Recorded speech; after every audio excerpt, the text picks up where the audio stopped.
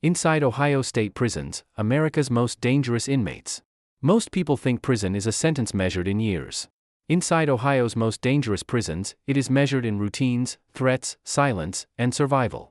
Behind these walls are men who committed murders so brutal their names became headlines, gang figures who still hold influence without leaving a cell, inmates serving life terms with nothing left to bargain for, and prisoners so violent they are locked away from everyone else, sometimes for years at a time. These institutions were not built for comfort. They were built for control. And yet, even in places designed around steel, cameras, and force, control can disappear in seconds. One wrong stare in the yard. One unpaid debt. One rumor. One cell door opening at the wrong time. Today, we go inside Ohio State prisons and examine how America's most dangerous inmates live, how officers try to contain them, and why some facilities in this state are feared across the entire correctional system.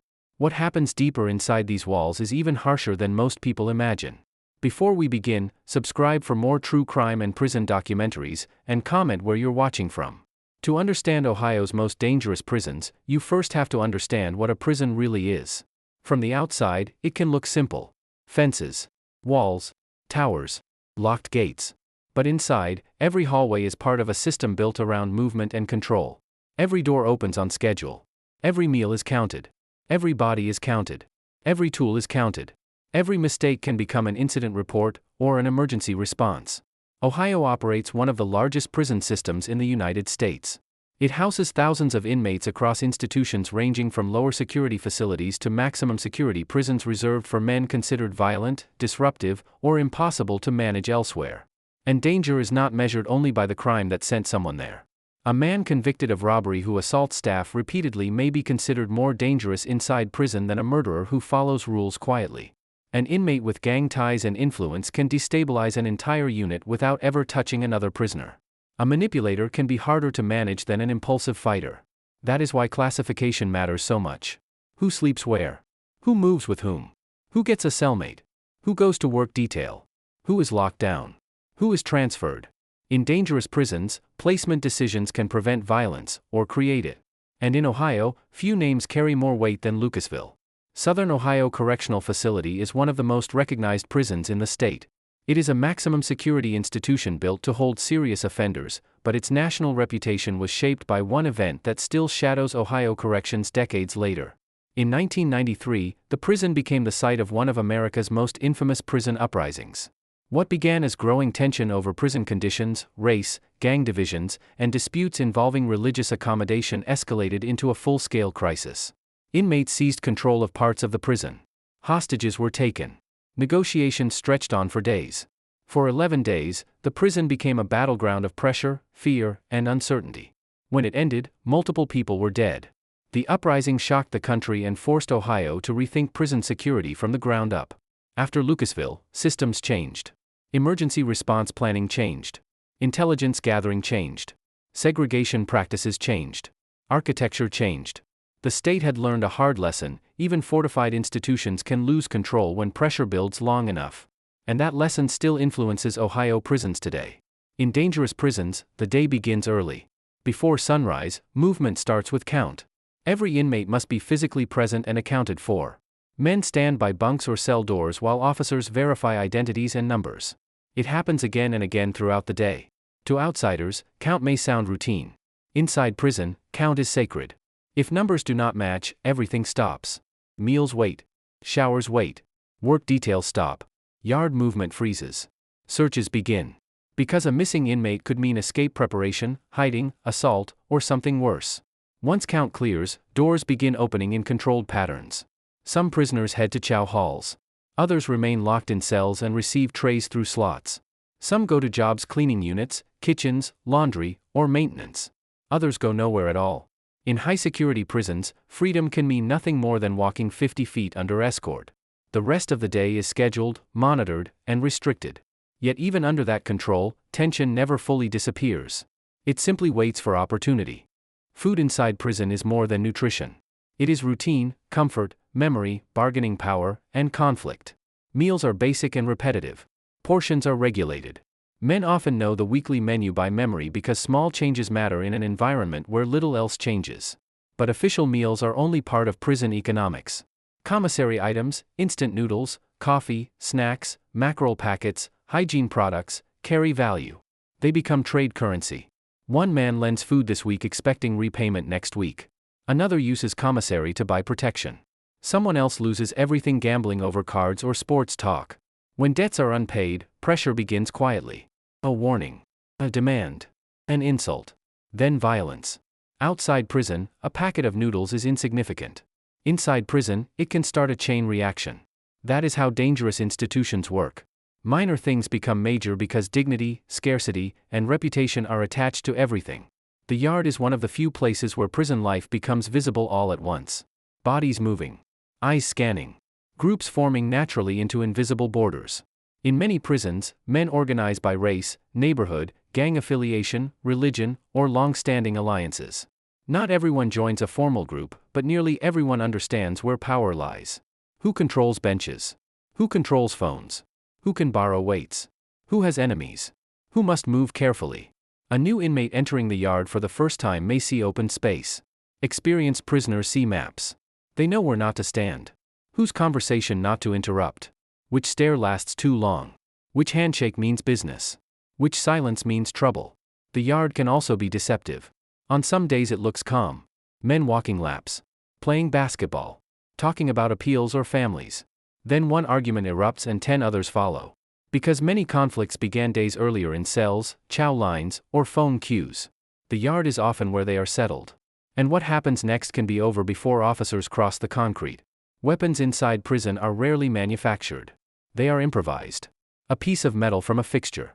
A sharpened fragment hidden for weeks. A toothbrush melted and hardened into a handle. A lock tied inside fabric. Dangerous prisons force creativity into dark directions. Search teams in Ohio institutions regularly inspect cells, common areas, vents, drains, lockers, mattresses, books, and clothing. Contraband can be hidden almost anywhere. But the challenge is endless. A weapon can be made quickly. A phone can enter through corruption, visitors, mail schemes, or drops from outside. Drugs can move in tiny quantities yet create huge problems. And every contraband item changes the balance of power. A hidden blade creates fear. A hidden phone extends criminal influence beyond the walls. A hidden stash creates debt, theft, and retaliation. That is why some officers say searching never ends. Because it doesn't.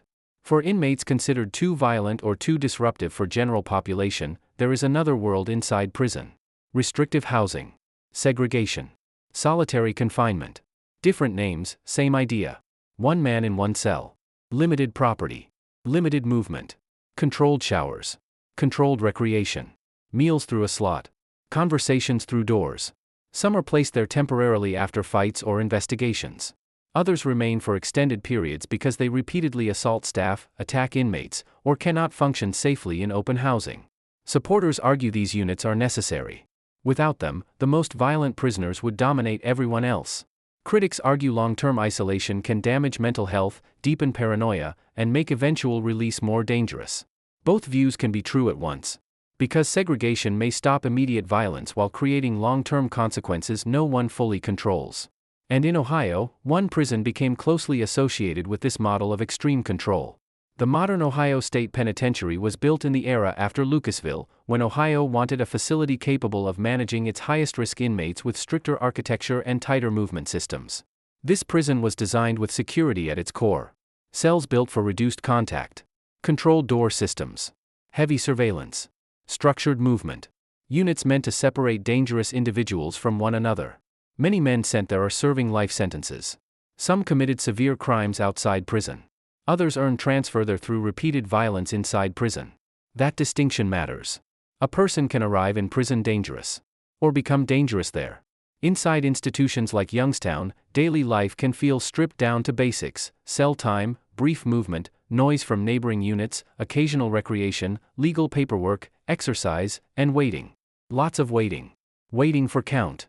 Waiting for mail. Waiting for review boards. Waiting for transfer decisions. Waiting for years to pass. And time, in places like this, can reshape a person in unpredictable ways. Much of the public focuses on inmates. But dangerous prisons also shape the people who work there. Correctional officers enter these institutions daily knowing routine can collapse without warning. Their responsibilities go far beyond locking doors. They break up fights. Escort hostile inmates. Respond to medical emergencies. Conduct searches. Watch for gang tension. Intervene in suicide attempts. Handle manipulative behavior. Write reports that may later be used in court. And all of it happens in an environment where respect, authority, and composure are constantly tested. Many officers say the hardest part is not dramatic violence. It is sustained vigilance. Listening for changes in tone. Noticing when a normally loud unit becomes suddenly quiet. Remembering rivalries from last week. Recognizing when an inmate's calm behavior is actually preparation. Because prison danger often announces itself subtly before it explodes openly. Medical units inside prison operate under pressure few hospitals face. Patients may be genuinely sick. They may also be scared, manipulative, detoxing, mentally unstable, or trying to create opportunities through movement. A complaint of chest pain might be real. It might also be an attempt to leave a hostile housing unit. An injury may come from a fall, or from an assault no one will admit happened. Some inmates arrive with years of untreated illness. Others need psychiatric medication. Some suffer from addiction withdrawal. Some hide injuries to avoid seeming weak. Healthcare staff must make fast decisions in a setting where information is incomplete and trust is scarce. And when mental health deteriorates behind bars, the consequences can spread across entire units. One of the least visible realities of dangerous prisons is psychological strain. Isolation. Regret. Rage. Boredom.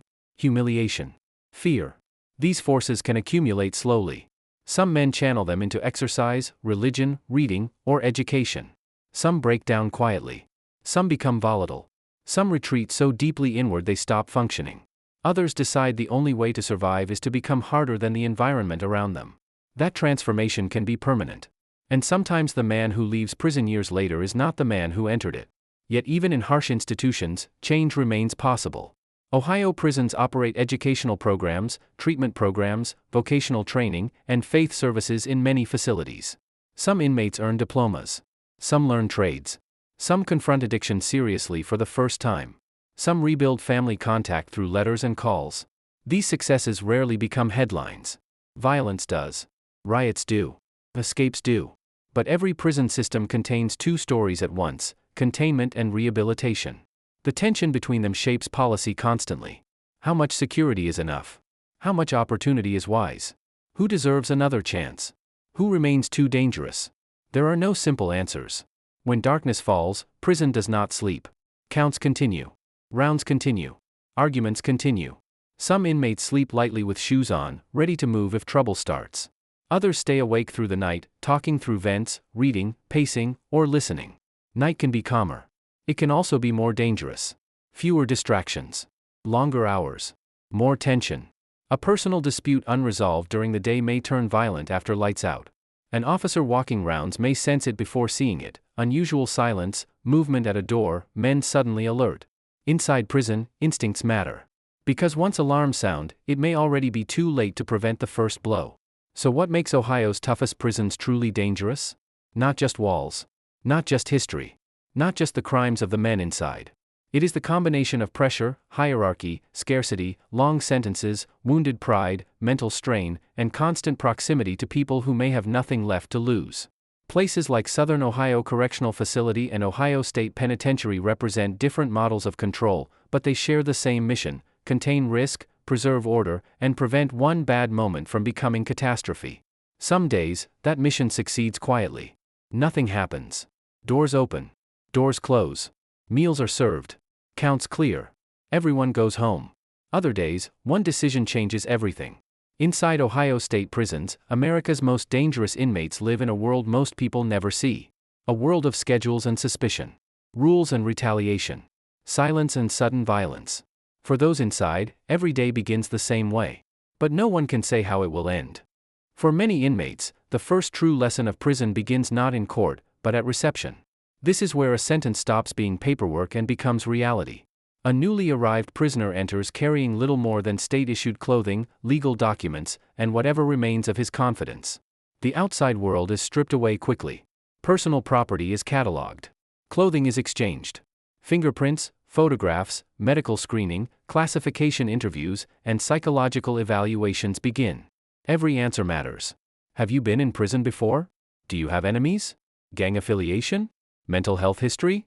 Protective concerns? Some inmates lie to appear stronger. Some lie because fear has already taken hold. Some say nothing at all. But prison staff know that silence can be just as revealing as speech. Because the wrong placement in the wrong unit can lead to violence within hours. The reception unit can be one of the most tense places in the system. Here, first-time offenders sit beside career criminals. Young men sentenced yesterday may share space with veterans of multiple prisons. Some are angry. Some are numb. Some are terrified but trying not to show it. Inside prison, weakness can attract attention before a man even reaches his permanent housing assignment. That is why experienced inmates often study newcomers immediately. How they walk. How they speak. Whether they look at the floor. Whether they seem connected. Whether they appear alone. These details can determine how someone is treated long before formal introductions happen. And what happens next can shape years of incarceration. Even appearance changes quickly. Hair is cut short. Clothing becomes standardized. Jewelry is gone. Identity becomes tied to a number, a bunk, a movement schedule, and a file. For some men, this loss of individuality is one of the hardest adjustments. Outside prison, people choose where to go, what to wear, when to eat, who to avoid.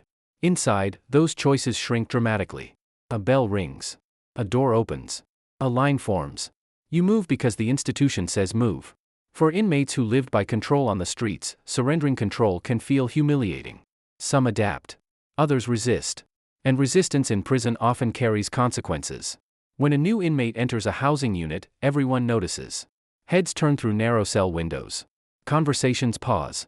Men on the tier begin asking quiet questions. What's his case? Where's he from? Is he solid? Does he know anyone here? Has he done time before? To outsiders, these may sound like casual questions. Inside prison, they are security checks, social sorting, and power assessment all at once. A newcomer who boasts too much may become a target. One who appears frightened may be tested. One who refuses to answer anything may be distrusted. The safest path is often calm respect, limited words, and observation. Because in prison, the first few days can define everything that follows. For many inmates, the cellmate becomes the most important person in daily life. Two men in a confined space. Limited privacy. Different habits. Different tempers. Different crimes. Different standards of cleanliness. One snores. One talks constantly. One steals. One is unstable. One is violent. When it works, cellmates create routines, share information, and make prison more manageable. When it fails, tension can become dangerous quickly. Arguments over noise, hygiene, property, disrespect, or hidden debts have led to fights, stabbings, and emergency removals in prisons across America. Some inmates say they fear a bad cellmate more than the yard. Because in the yard, trouble can sometimes be avoided. In a cell, there is nowhere to go. Communication with the outside world is another battlefield. Phone lines in prison are valuable. Time is limited. Emotions run high. A man may wait all week to hear his child's voice. Another may learn his partner has left. Someone else hears that a parent died while he was locked behind concrete and steel. These moments can steady a prisoner, or break him. Bad news from outside often returns to the unit in the form of anger. A slammed phone. A sudden fight. An officer confronted over nothing. A cell destroyed in frustration. Inside prison, emotional pain has few places to go. So it often comes out sideways. Shakedowns are a normal part of life in dangerous prisons. Cells are searched without warning. Property is inspected. Mattresses flipped. Legal papers handled carefully but examined. Hidden compartments are checked. Clothing is shaken out. Some inmates hate searches because privacy is rare enough already. Others fear what officers might find. Weapons. Drugs. Unauthorized electronics. Homemade alcohol. Gang notes. Lists of debts. Sometimes the most dangerous discovery is not a weapon at all. It is information. A written threat. A map of routines. A list of targets. In prison, intelligence can be more valuable than metal. There is another side to prison life many never imagine. The library. In maximum security institutions, law libraries and general libraries can become places of discipline and survival. Men study appeals, learn procedure, read history, teach themselves trades through books, or simply escape mentally for an hour. Some inmates become highly knowledgeable in law, helping others file motions and grievances. Some earn respect not through violence, but through intellect. Others use books as shields against chaos. A man reading in the corner may be avoiding politics, conflict, and unnecessary attention. In prison, stillness can be strategy. And education can be armor. For inmates in segregation, recreation looks very different. No crowded yard. No basketball. No clusters of conversation. Instead, a single man may be escorted in restraints to a fenced enclosure alone. Some pace in circles. Some do push-ups for the entire hour. Some stare upward at the open sky, treating it like a rare privilege. Imagine measuring freedom by the chance to feel wind for 60 minutes. That is the reality for many in restrictive housing. Some beg to return to general population. Others refuse, convinced enemies are waiting there. And some become so accustomed to isolation that open housing feels more threatening than confinement. What prison does to the mind can be difficult to reverse. When violence breaks out in dangerous prisons, response teams move fast. Alarms sound. Doors seal. Medical staff prepare. Officers in protective gear enter units to restore control. Most incidents are small and contained quickly, one-on-one fights, assaults, refusals to comply. But any disturbance carries risk of spreading. One fight can trigger retaliation. One rumor can send a unit into lockdown. One attack on staff can force system-wide policy changes. That is why prison administrators often react strongly even to limited violence. They know history. They know how fast prison order can fracture. Some of the most important decisions happen far from cell blocks. Transfer boards and classification committees decide where inmates are housed, whether restrictions increase or decrease, and who is ready for less secure environments. Move someone too early, and he may prey on weaker inmates. Keep someone locked down too long, and tension may worsen. Separate rivals, or place them together accidentally. Reward progress, or be manipulated by staged good behavior. These choices affect safety for hundreds of people. And they are made with incomplete information more often than the public realizes. Not every story inside Ohio prisons ends in violence. Some inmates genuinely change. Men who entered angry at 19 become reflective at 45. Fathers rebuild contact with children through years of letters. Addicted offenders become sober mentors. Lifers tutor younger inmates to keep them from repeating mistakes. These stories receive little attention because they are quieter than chaos. But they matter. Because prison systems built only around punishment often produce more bitterness. Systems that recognize change, carefully, realistically, can produce something else. Not miracles. But fewer future victims. Yet for many men in Ohio's highest security institutions, release never comes. Some will die in prison. Others will age there slowly, watching younger generations arrive while their own names fade outside. An inmate once feared across a yard may one day need help climbing stairs. A gang enforcer may end up alone in a medical unit. Time can punish in ways walls never could. And in maximum security, time is everywhere. Inside Ohio state prisons, danger is real. But so is boredom. So is regret. So is routine. So is change. These institutions contain some of America's most dangerous inmates, yet they also contain thousands of ordinary human moments the public never sees. A man reading. A father waiting for a phone call. An officer finishing a 12-hour shift. An aging prisoner staring at snow through wire. The gates close on violence. They also close on everything else. Behind every prison wall is a world most people never see, built on control, routine, fear, and the choices that brought men there. If this story kept you watching, leave a comment with your thoughts and where you're watching from. Subscribe for more real crime and prison documentaries. Until next time, stay aware, stay informed, and never take freedom for granted.